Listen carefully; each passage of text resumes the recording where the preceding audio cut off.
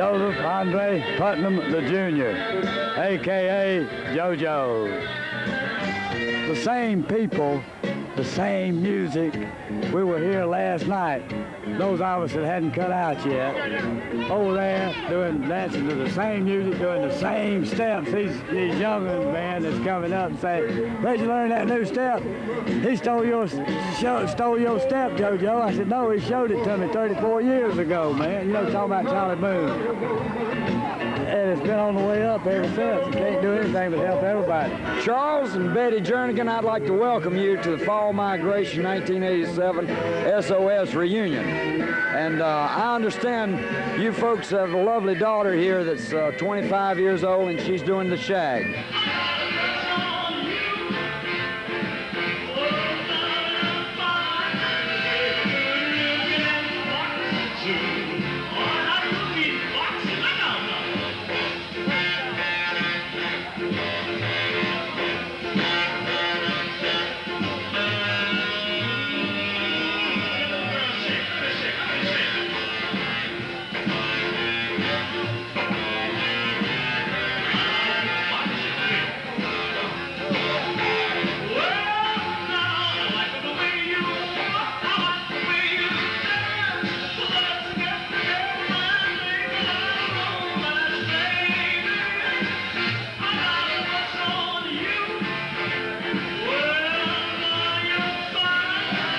Well, I know for a fact that your daughter's one of the bright and shining stars of the beach this season, and the guys tell me she's a great dancer and she follows very well. Now, who takes credit for that? We'll have to both take credit for that.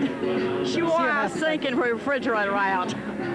Well, tell us how she wore the sinking refrigerator out. And we wouldn't let, she got really upset because we wouldn't let her learn steps. We made her learn a basic, and we made her learn how to dance.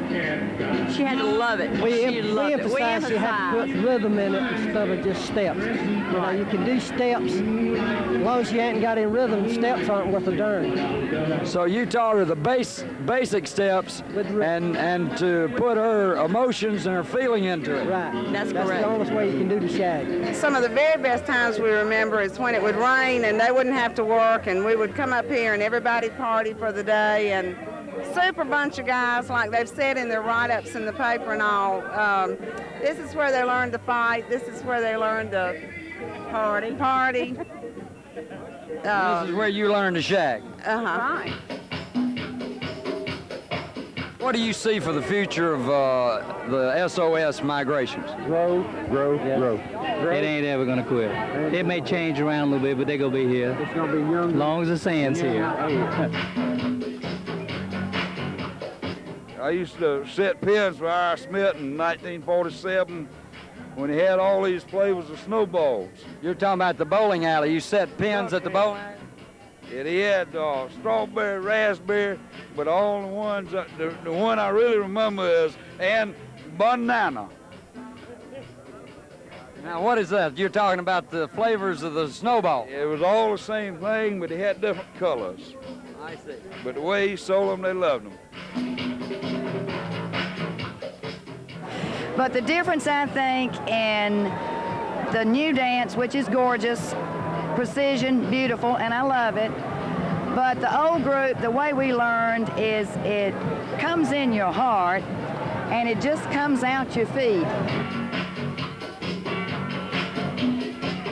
And would you like to tell us about those earlier years and your interest and what inspired you to become interested in the dance? Watching the other people, that was most inspirational, actually. Well, now, I said I had to learn how to do that when I was about 12 years old. I understand. Now, if you learned from others, who were those people of inspiration? Well, a lot of them I really didn't know their names, but I guess I'll have to say Harry Driver was most inspirational. 1935, we started the Big Apple. From the Big Apple, the Jitterbug. From the Jitterbug, the shag, the old-time shag.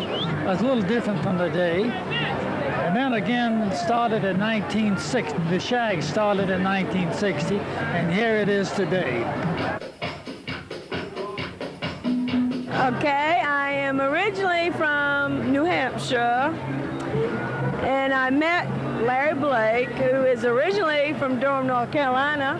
He was in the Army, and he brought me down here to the South, and I've never forgiven him since. No, I love it down here. I love it.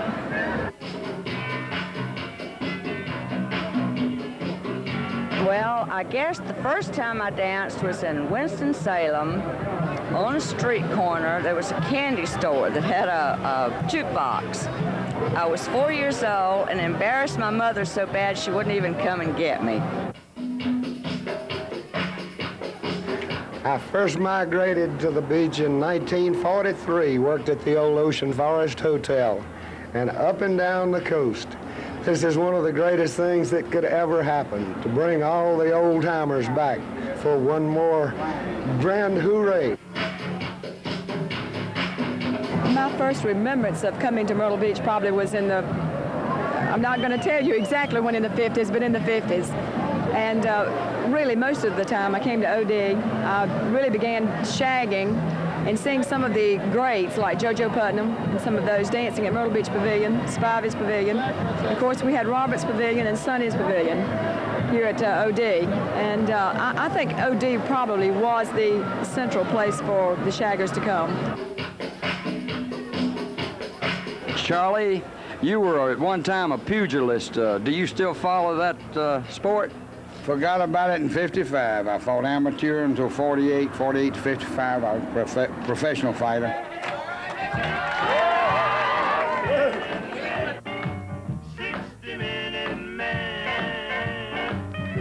I'm sorry, one more time. We're rolling speed. I don't want you to turn it on yet. Okay.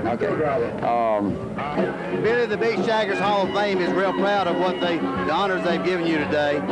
60-Minute Man is going to be the official song of the Shaggers from now on, and we're real proud of it.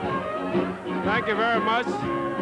I'm overwhelmed, to say the least, and I really appreciate all you've done and all the rest of the Well, we all love you, and we're glad you're here, and we're proud of your music and what you've contributed to the beach music and the Shaggers over these years, and so congratulations.